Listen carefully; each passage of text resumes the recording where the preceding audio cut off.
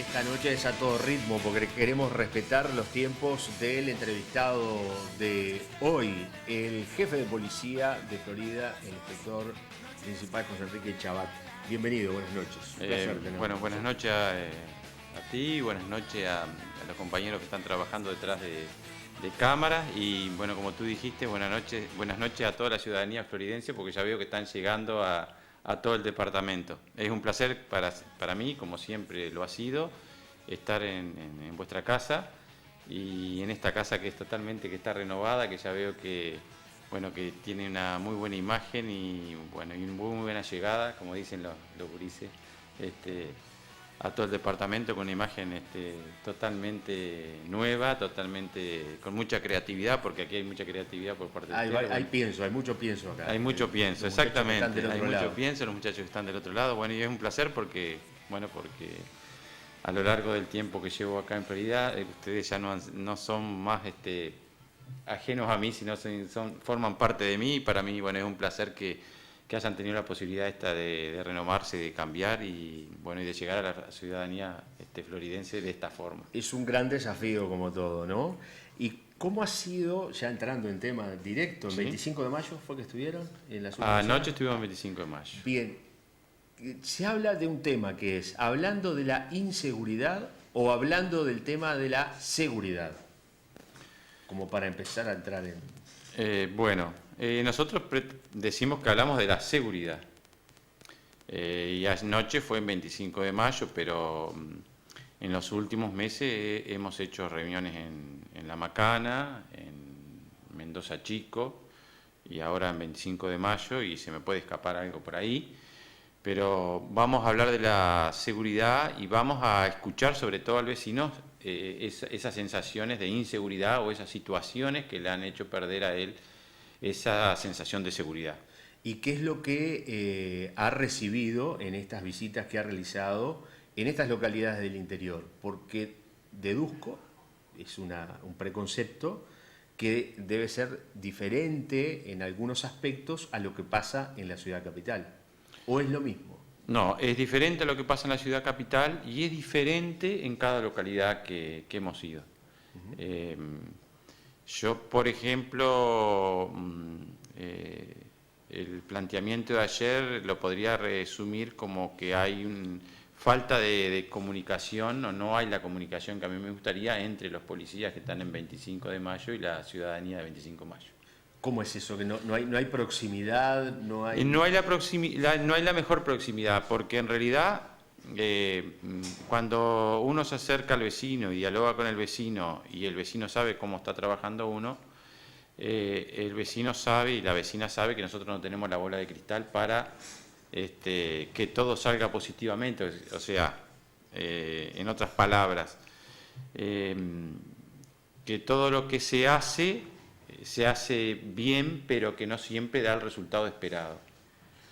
Cuando uno le transmite eso al vecino, el vecino sabe que no tenemos la bola de cristal para saber quién hizo el hecho, como que nosotros tenemos que hacer toda una tarea de investigación, que esa investigación lleva su tiempo y que a veces da sus buenos frutos y a veces no da sus buenos frutos.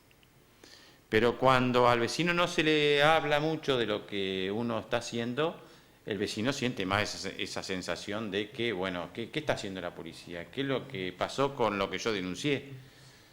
Y eso no tiene que ir el vecino a reclamarlo a la comisaría, sino que tiene que ir el mismo policía, y sobre todo en las localidades chicas, donde sí hay más tiempo para hacerlo, que a veces por el volumen de trabajo en los lugares grandes no se puede hacer, sí tiene que ir a acompañar al vecino y decirle, mire, yo me estoy interesando por lo suyo. Y eso, digamos, la estructura de la policía es vertical.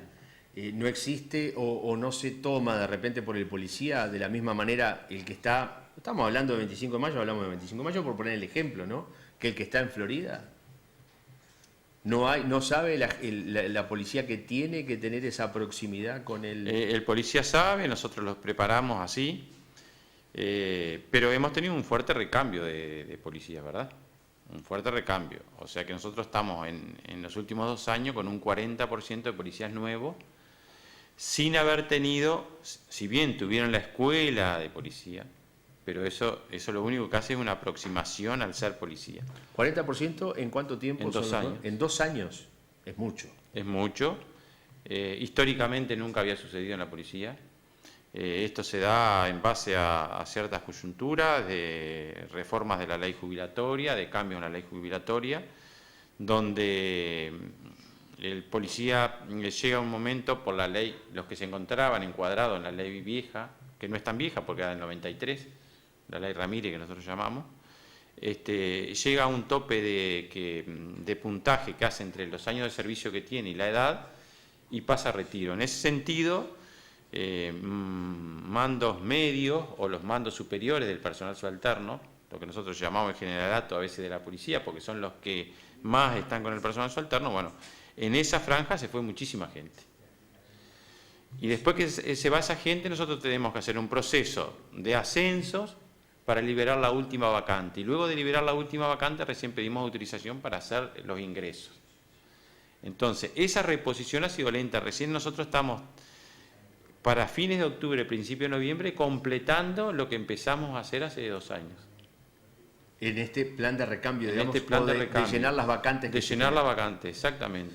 Y en cuanto, en algún momento se hablaba o se ironizaba también un poco con aquello de que todos queremos tener un policía para cada uno.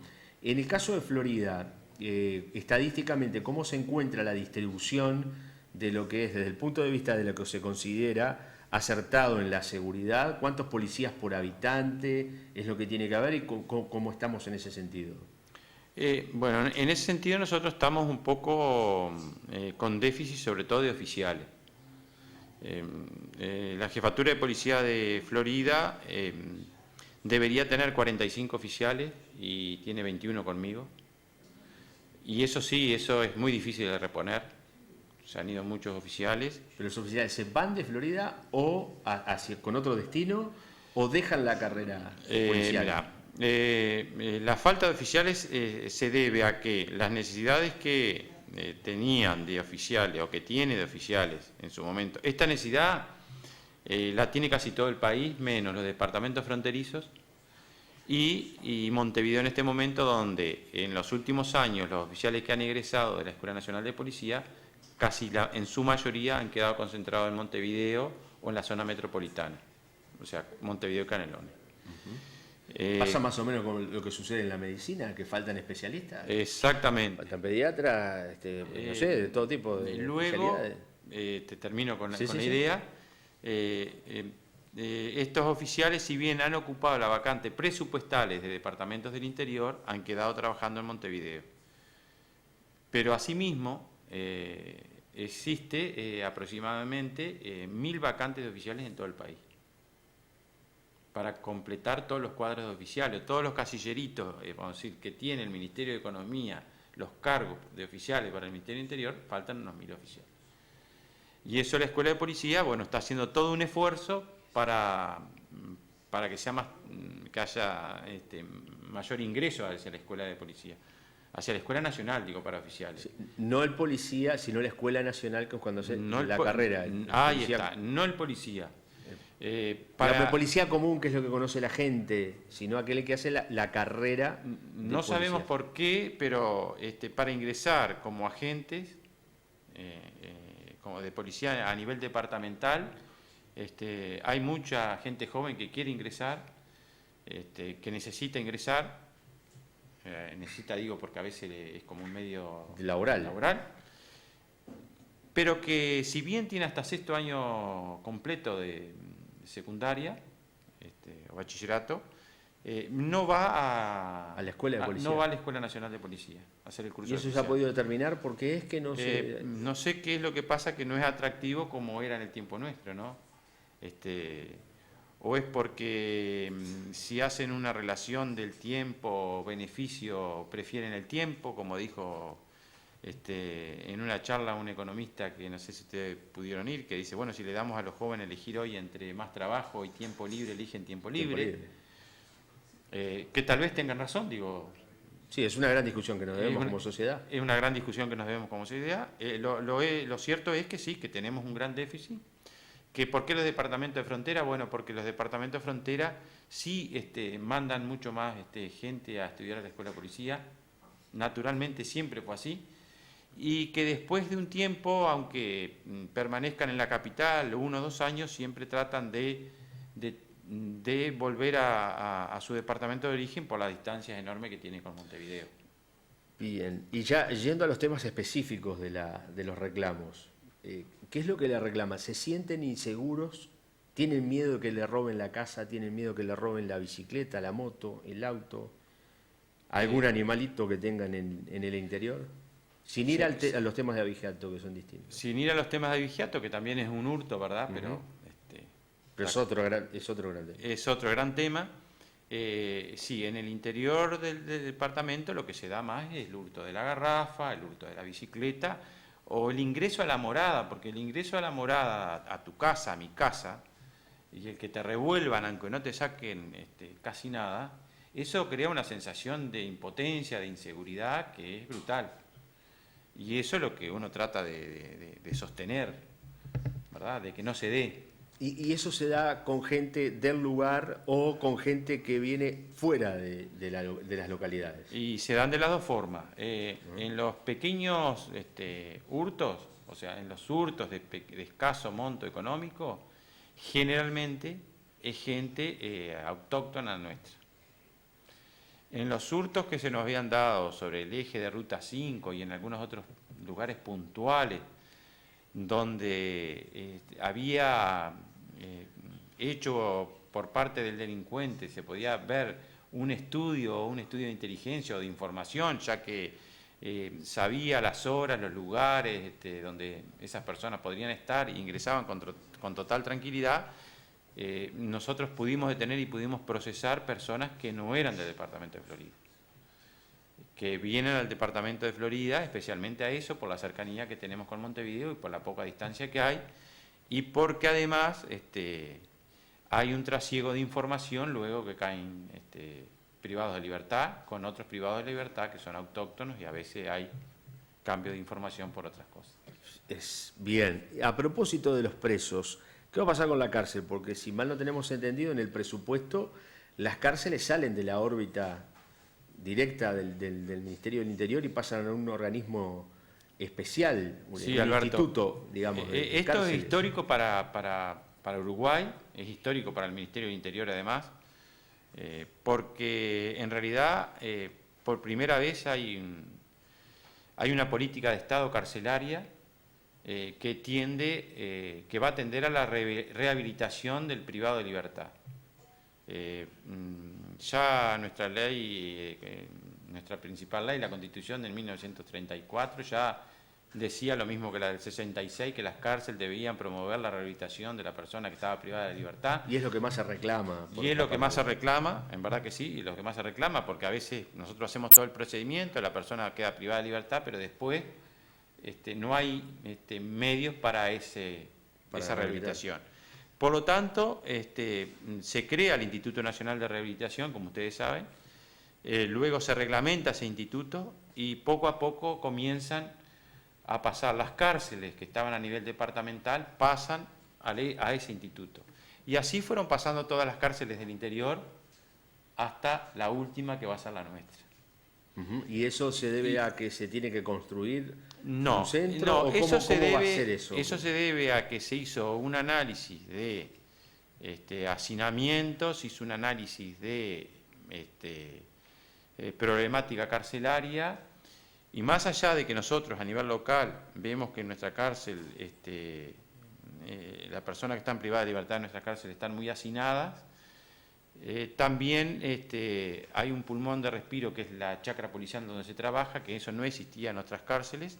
Por lo tanto, en la planificación nuestra cárcel quedó para ser traspasada en última instancia.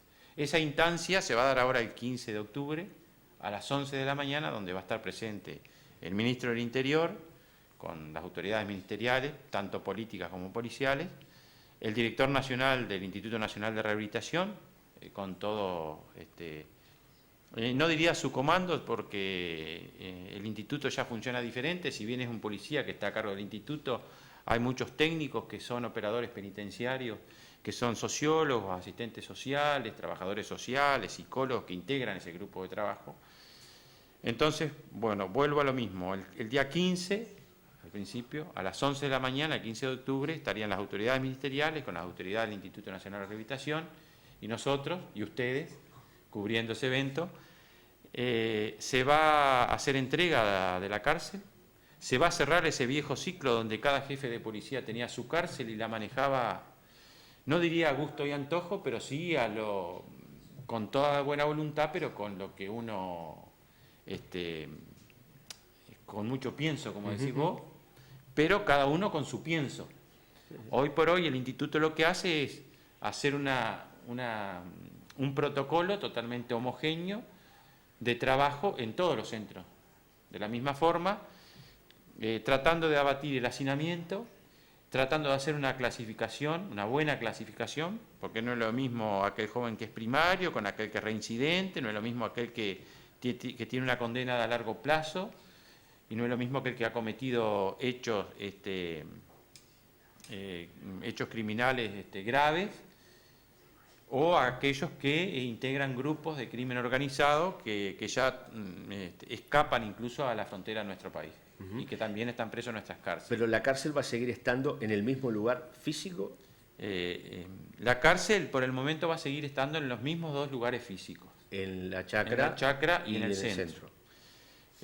Lo que van a hacer ellos en principio es reubicar a aquella gente que nosotros tenemos privada de libertad, que pertenecen a otros departamentos y que ellos, los mismos privados de libertad, bueno, han pedido a veces por diferentes razones de acercamiento familiar, bueno, se va a dar esa posibilidad de redistribuirlo en otros centros, bajando el número de gente que hay acá.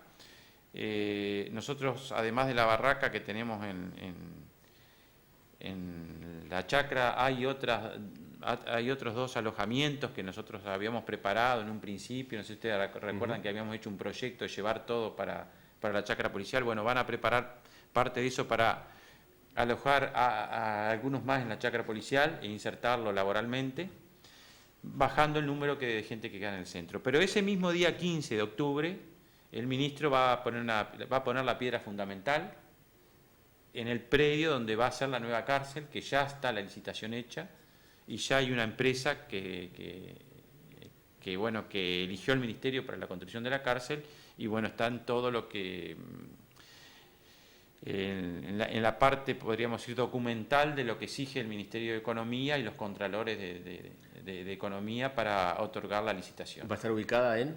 Va a estar ubicada, ustedes recordarán que el vertedero es territorio del Ministerio del Interior o del Estado, que el reciclaje que hizo la Intendencia Departamental también es un predio que le cedió el Ministerio del Interior en el periodo anterior al Intendente Enciso, y a continuación de eso, que quedan unas 20 hectáreas más de campo ahí, eso se lo otorgó la jefatura, le traspasa la administración al Instituto Nacional de Cárceles, y ahí, en un área de 50.000 metros, va a ir construida la nueva cárcel departamental, que no solamente va a tener,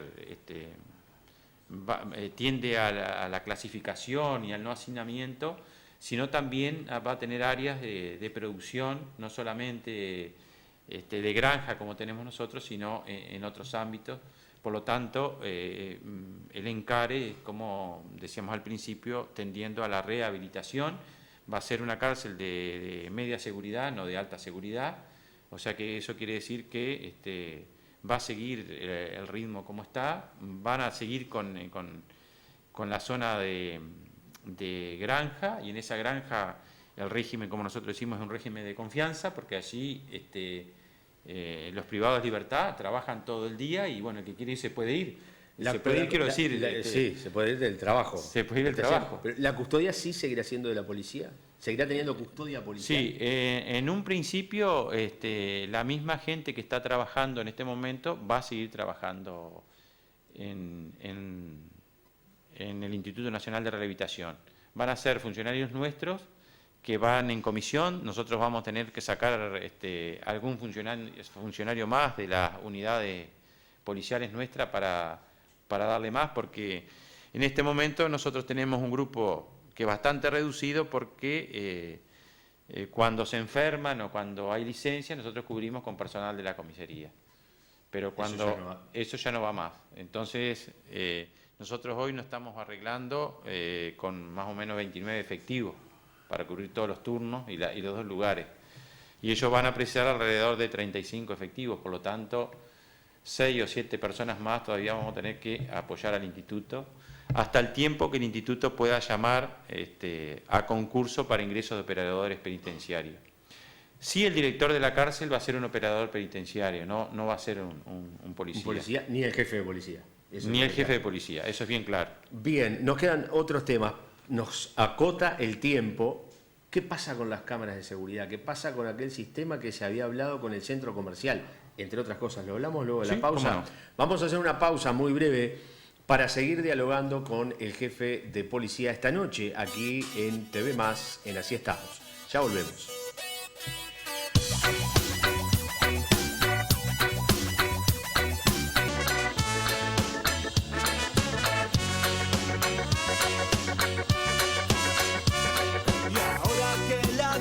Está vacía, salí de ese maldito corredor.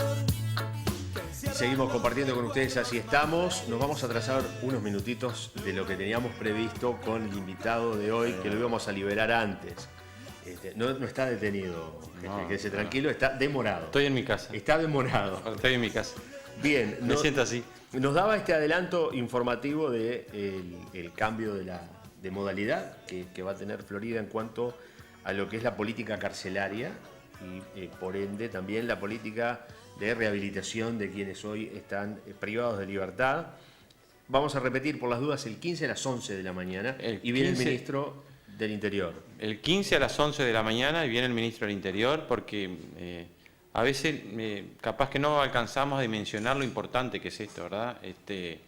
Terminar un viejo ciclo donde cada cárcel era administrada por cada jefe de policía, e integrar todo a un instituto que va a trabajar totalmente diferente a lo que nosotros hacíamos, porque en realidad nosotros no estábamos preparados para hacer la rehabilitación. No olvidemos que en el mundo eran muy pocos los países, o son muy pocos los países, donde la misma autoridad aprensora es la que pretende después hacer la rehabilitación. Eso, ustedes que son, ustedes porque hacen periodismo de investigación, es un cambio totalmente sustancial, es un hecho histórico que las generaciones futuras lo recordarán, pero es un hecho histórico. Por eso este cierre, podríamos decir, de un ciclo se hace con la cárcel de Florida.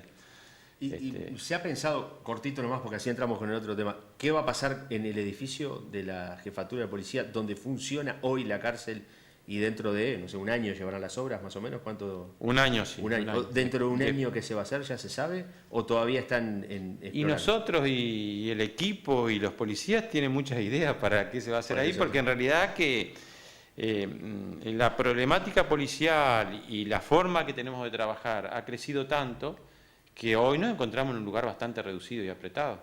Por ejemplo, ¿tendrán lugar para colocar un centro de monitoreo si es que colocan cámaras de seguridad en Florida? Sí, nosotros ya tenemos la central de operaciones nuestra, que en principio el centro de monitoreo iría ahí, pero con el tiempo, si esto se sigue extendiendo, sí, cómo no, la mesa central de operaciones, a la que llamamos mesa central de operaciones, donde se recibe la mayoría de las llamadas telefónicas, sobre todo las de emergencia, y de ahí se despachan tanto para bomberos como para el servicio médico, porque a veces no se sabe, pero entran en la mesa nuestra llamadas que no son solamente policiales, sino que son reclamando a veces una ambulancia, un médico o diferentes cosas. Vamos a tener edificio, sobrado de edificio para reciclar y para poder ampliarnos. Usted hizo una afirmación, el centro de monitoreo iría ahí, quiere decir que el tema de que Florida cuente con un sistema de videovigilancia, ¿ya está definido? Ya está definido, sí, está definido. En un principio nosotros habíamos comenzado a trabajar con el centro comercial y con la intendencia departamental, porque así las autoridades ministeriales nos habían pedido. Y así se trabajó, así se hizo un anteproyecto. Ese anteproyecto lo compartimos, si bien se hizo en la parte operacional de la jefatura, lo compartimos con la intendencia departamental y con el centro comercial. Compartimos, quiero decir, entregamos copias a ambos lugares. En ese entonces la Intendencia nos había pedido que nosotros pudiéramos hacer una aproximación en cuanto a algunos lugares donde había, algunos cruces donde hay semáforos, donde la cámara pudiera captar la matrícula, porque había surgido también de un estudio nuestro que en algunos puntos donde hay semáforo ocurren accidentes de tránsito o siniestros de tránsito. Nosotros pensábamos que era cuando los semáforos quedaban desactivados después de las 12 de la noche y nos llevamos la sorpresa que no eran durante esas horas de la noche, sino que eran cuando el semáforo estaba funcionando. Bueno, eso después fue al Ministerio, el Ministro saca una resolución ya en el periodo anterior, el Ministro Bonomi, donde ya nos autoriza a la autorización de la fibra óptica de Antel, por un convenio que se firmó con el Ministerio con Antel, y la conexión al circuito de la red eléctrica de UTE mediante un contador, ¿no? Porque eso tiene su costeo que lo paga el Ministerio del Interior. Por una cámara compensadora, pero en definitiva termina pagándolo el Ministerio del Interior. Después el proyecto quedó un poco en stand-by, debido a que, bueno, vinieron las elecciones, vino el cambio de mando, tanto el de mando primero nacional, después las elecciones departamentales, pero el centro comercial siguió trabajando con nosotros y algunos entendidos dentro del centro comercial siguieron perfeccionando incluso el mismo proyecto que nosotros armamos, no en cuanto a los lugares, sino en cuanto al diseño de las cámaras. Por eso yo acá cuando vine digo, qué precioso este lugar, porque tiene... Si necesita cámaras se lo podemos prestar. Bueno, no. Pero se sí, alquilan, no sé. Pero sí en cuanto al diseño de las cámaras, porque en realidad nosotros no somos técnicos en cuanto a eso, y bueno, y dentro del centro comercial sí hay gente que le gusta mucho el tema y que, bueno, profundizó bastante más a eso y le agregó condimento, por decirlo de alguna forma, a ese proyecto. Pasado todas las elecciones, bueno, ustedes sabrán que la Intendencia Departamental también habló de que ese proyecto lo quería hacer propio, que quería hacer una sala de monitoreo en la misma Intendencia Departamental, pero que tenía que esperar el fideicomiso. Por lo tanto, el centro comercial, en una instancia propia de ellos, se comunica con las autoridades políticas del Ministerio del Interior y el Ministerio del Interior les dice que, bueno, que en realidad, si no sale así como estaba proyectado, en forma mixta, por llamarlo de alguna forma, con el apoyo y con el control nuestro, lo iba a hacer el Ministerio. Por lo tanto, ese día, el mismo día 15, después de poner la piedra fundamental para la nueva cárcel, el doctor Charles Carrera, director general de Secretaría, estará dando una conferencia de prensa donde va a dar lanzamiento al proyecto de cámara para la ciudad de Florida, el mismo proyecto que tenemos armado. A fin de año se estaría llamando a licitación para ese proyecto y posiblemente el Ministerio del Interior sea quien lo costee en forma total. Así que va a ser a costo del Ministerio del Interior. Ministerio del Interior. ¿Y es el mismo proyecto que se elaboró aquí en Florida o tiene algún otro ingrediente que se aporta por parte de los técnicos del Ministerio del Interior al asumir la responsabilidad total de la iniciativa? Sí, sin lugar a duda, el proyecto es el mismo que nosotros elaboramos acá operativamente, es el mismo diseño. No escapa a que ese proyecto que se hizo hace más de un año pueda tener alguna corrección por parte de los técnicos del Ministerio del Interior, pero alguna modificación para mejorarlo. Porque en esto de las cámaras, ustedes saben que todos los días hay una cosita nueva. Pero hay una cosa que no quiero dejar escapar, que el centro comercial ha seguido apoyándonos continuamente pero no porque sea interés del centro comercial que las cámaras estén en la parte comercial de la ciudad, sino que quienes realizamos el proyecto fue la policía y están distribuidas de forma tal que trate de solucionar o dar alguna respuesta a toda la ciudad de Florida. Por lo tanto, te digo medio rápido, las cámaras irían en los accesos principales a la ciudad de Florida, en los 4 accesos sobre Ruta 5, los principales sobre Ruta 5, sobrepintado, el acceso sobrepintado, en las 2 plazas principales, o sea, en la Plaza Artigas y en la Plaza Asamblea, en la entrada al Prado Piedra Alta, en el Estadio Campeones Olímpicos, en la terminal de ómnibus y en algunas zonas puntuales del centro de calle Independencia, pero no solamente por los comercios en sí, sino por el tránsito o el movimiento que tiene en determinados días de la semana y a determinada hora esas zonas de la ciudad. Es decir, que estamos hablando de un total de aproximadamente 8 cámaras. No, estamos 8 hablando puntos. Un total de 8 puntos, pero hablamos de unas 20 cámaras.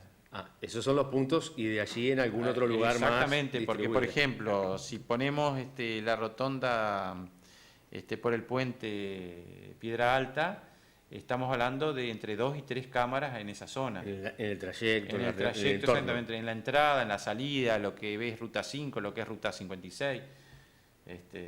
Y así, por ejemplo, si hablamos de la Plaza Asamblea, lo que da hacia la terminal, lo que apunta hacia el Banco República, lo que apunta hacia la iglesia.